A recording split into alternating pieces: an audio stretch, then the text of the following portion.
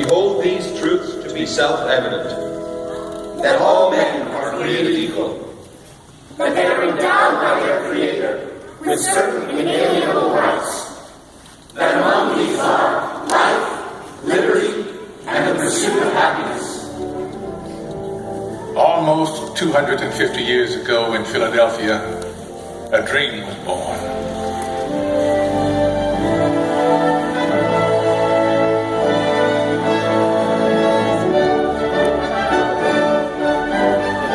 In a time of emperors and kings, it was an astounding revolutionary dream that we, the people, should choose our own leaders, that they should be one of us.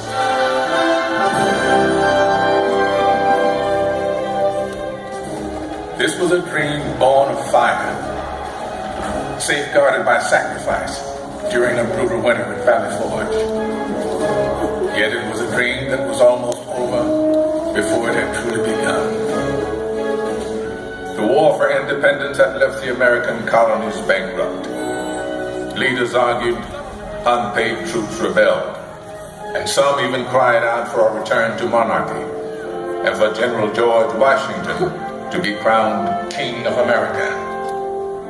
But the man who had led an army of farmers to victory over the mighty British Empire made it clear that the only title he desired was citizen of the United States of America. I am at a loss to conceive what part of my conduct could have given encouragement to an idea which to me seems the greatest mischief that can befall our country. If you have any regard for yourself, banish these thoughts from your mind. But when the new nation finally adopted its constitution, and it came time to elect its first president, there were no doubts about who that president should be. Only he had such doubts. I fear my countrymen will expect too much of me. I walk on untrodden ground. There is scarcely any part of my conduct which may not hereafter be drawn into precedent. In the end, Washington set the most important precedent of all. The man who could have been king stepped down after 2 terms in office and took his place again amongst the people.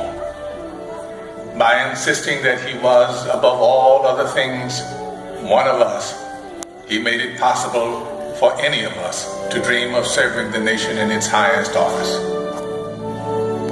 And one day, sure enough, it came to pass that a man who wasn't an aristocrat aspired to the office of president.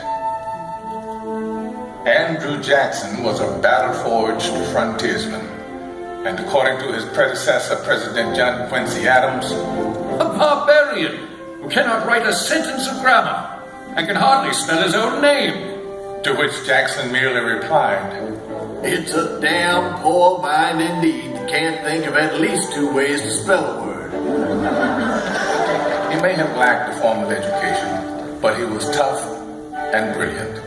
Just the ticket for a new nation of Americans struggling to turn a dream into an enduring reality. They swept Jackson into office by a landslide, and then descended on his inauguration, determined to shake his hand in person. Why, 20,000 country people shoved to get in the door, track their muddy boots across the carpet. And my dear, they would be here still if we hadn't placed tubs of punch out on the lawn. Washington's elite fumed, but Jackson loved it, for these were his people. He was proud to be one of us. And do not forget that the planter, the farmer, the mechanic, and the laborer form the great body of the people of the United States. They are the bone and sinew of this country.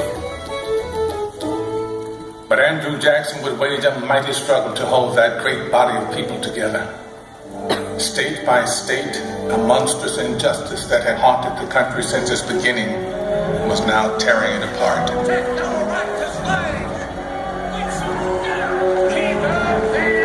As civil war threatened, we searched deep in our heartland for a leader equal to the ordeal ahead. It was perhaps a vindication of the American dream that we found a plain-spoken, self-taught lawyer from Illinois whose campaign platform could be summed up in 5 simple words. All men are created equal. I say this government cannot endure permanently half slave and half free. A house divided against itself cannot stand. Abraham Lincoln's words touched the hearts of reasonable men. And in 1860, we sent him to Washington, where he would face the hardest task that any American president would ever face. I know there is a God, and that he hates injustice and slavery. I see the storm coming. I know his hand is in it. If he has a place, work for me. And I think he has. And I believe I'm ready. I am nothing. But truth is everything. And with God's help, I shall not fail.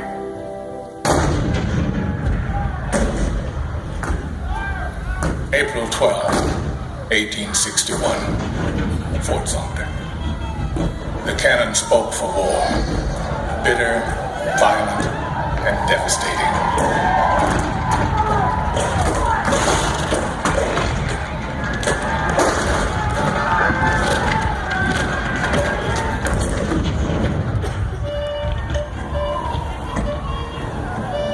The blood of 500,000 Americans was shed in the dark days of our Civil War. But as the sun rose on a cold November day in 1863, thousands of Americans gathered on the battlefield in Gettysburg to hear President Abraham Lincoln give meaning to our sacrifice.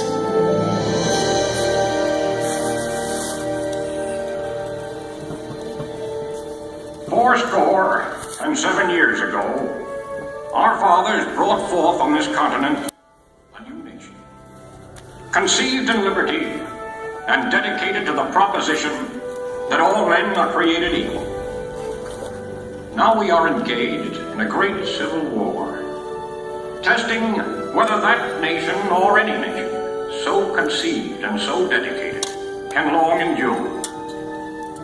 We are met on a great battlefield of that war.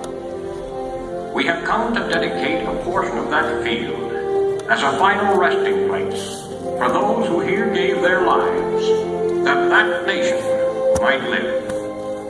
It is altogether fitting and proper that we should do this. But in a larger sense, we cannot dedicate, we cannot consecrate, we cannot hallow this ground. The brave men, living and dead, who struggled here, have consecrated it far above our poor power to add or detract. The world will little note, nor long remember what we say here, but it can never forget what they did here. It is for us, the living, rather, to be dedicated here to the unfinished work which they who fought here have thus far so nobly advanced. It is rather for us to be here dedicated to the great task remaining before us, that from these honored dead we take increased devotion to that cause for which they gave the last full measure of devotion. That we here highly resolve that these dead shall not have died in vain, that this nation, under God, shall have a new birth of freedom, and that government of the people, by the people, for the people, shall not perish from the earth.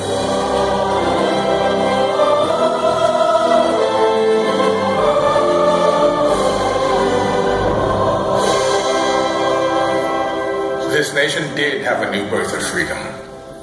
And as our frontiers pushed west, we looked for new leaders that embodied our bold new spirit. Leaders like Theodore Roosevelt, born to wealth and privilege, but imbued with the spirit of the American frontier. He rode with cowboys and led his rough riders up San Juan Hill during the Spanish-American War. This kind-hearted, tough guy fought against monopolies and for the working class. We called him Teddy. Anything else would have been far too formal. He even refused to call his official residence the Executive Mansion. To him, it was just a house. It was just a White House. And so, it would always be called. 3 decades later, his distant cousin Franklin Delano Roosevelt would occupy that same White House and lead the country through its hardest trials since the Civil War. A world war was looming, and the Great Depression had paralyzed a great nation. The president we called upon to lead us through those hard times was himself paralyzed by polio. But with determined optimism, he had triumphed. And now he was ready to share his cheerful strength with a badly frightened people. During FDR's fireside chats on the radio, entire cities came to a standstill and listened. To the people themselves. Let us unite in banishing fear. Together, we cannot fail. In a calm and reassuring voice, he called out to America, and America answered back. We're just modest, middle-class people having lost the little we have. Our savings are tied up in a closed bank. I believe that you will guide us through these dark days. Protect us from that conflict in Europe, dear President. And I expect to be in service shortly. Now we know we are not fighting alone. I feel that at last we can hope. With that hope, we began to believe in the future again. FDR had reminded us of the power of the American dream. 16 years later, America's youngest elected president once again called upon the power of the people to change the world.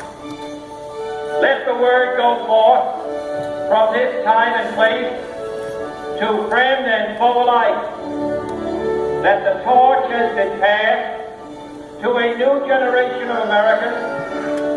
John F. Kennedy's stirring words ushered in a historic decade of civic activism, in which ordinary Americans struggled to right old wrongs and chart new frontiers of possibility. It has always been the role of presidents to remind us of our roots, to call us to the future. In their best moments, they speak words that are already there in our hearts, especially in times of tragedy. All I have, I would have given gladly not to be standing here today. We mourn 7 heroes. We mourn their loss as a nation together. You have lost too much, but you have certainly not lost America. For we will stand with you.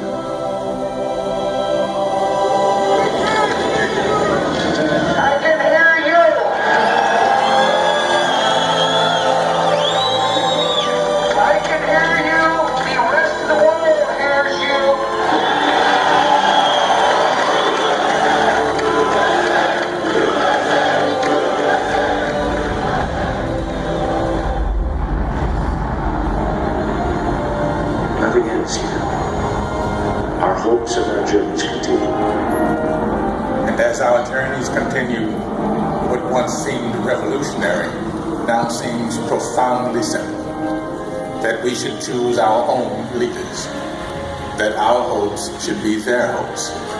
Our fears, their fears. Our dreams, their dreams. Ladies and gentlemen, the presidents of the United States. George Washington,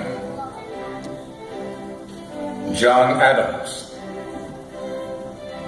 Thomas Jefferson, James Madison, James Monroe, John Quincy Adams, Andrew Jackson, Martin Van Buren,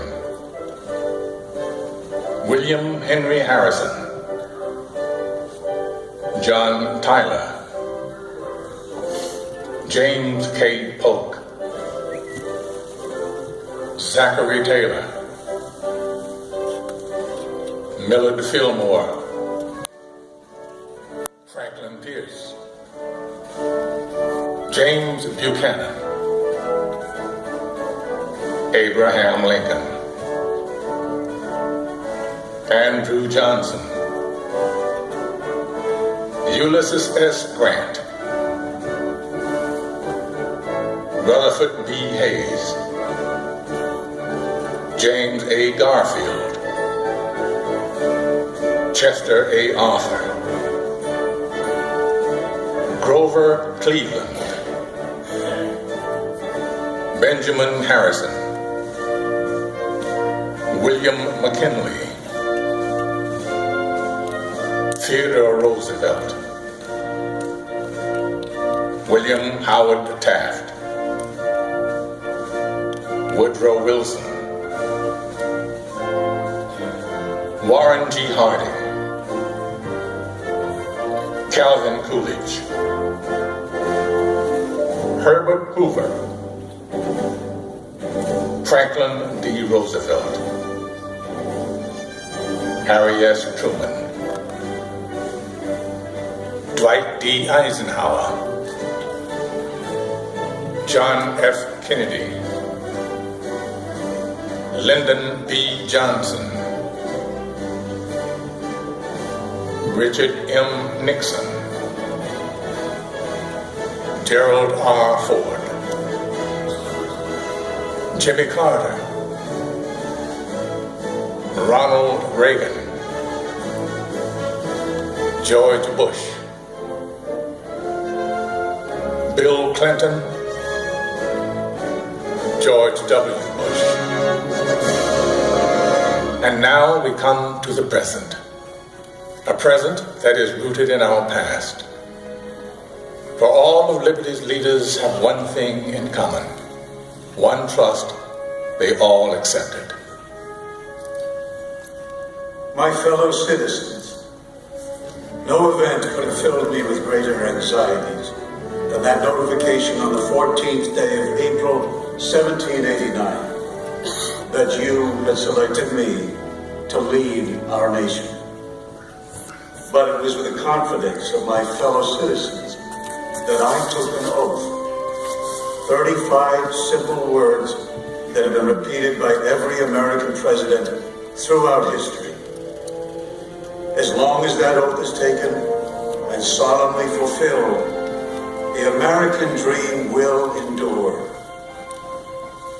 I, Barack Hussein Obama, do solemnly swear that I will faithfully execute the office of President of the United States and will, to the best of my ability, preserve, protect, and defend the Constitution of the United States, so help me God. Ladies and gentlemen, President Barack Obama. The American dream is as old as our founding, but as timeless as our hopes. It is reborn every day in the heart of every child who wakes up in a land of limitless possibilities. In a country where we the people means all the people. We may come from different places and believe different things, but what makes us American is a shared spirit, a spirit of courage and determination, of kindness and generosity. It is a spirit grounded in the wisdom of the generations that have gone before us, but open to the unimagined discoveries and possibilities on the horizon that lies ahead. Let us enjoy it, cherish it, defend it, and pass it on to our children as the bright and beautiful blessing it is. This enduring American dream.